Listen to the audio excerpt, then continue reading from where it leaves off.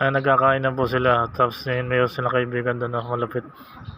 Hinanakaw sila ng pagkain. Tapos ito yung isa.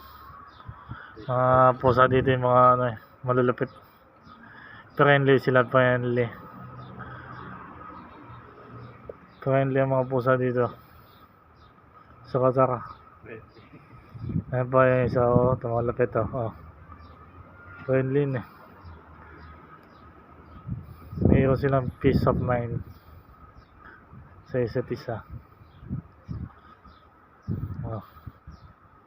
Ito nahiya po. Kuha na pagkain na yun.